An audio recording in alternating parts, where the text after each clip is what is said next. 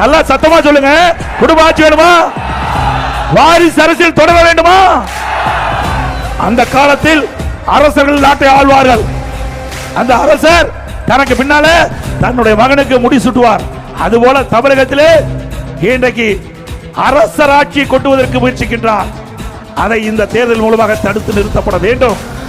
இன்றைக்கு திரு கருணாநிதி அவர்கள் முதலமைச்சராக இருந்தார், திமுக கட்சிக்கு தலைவராக இருந்தார்.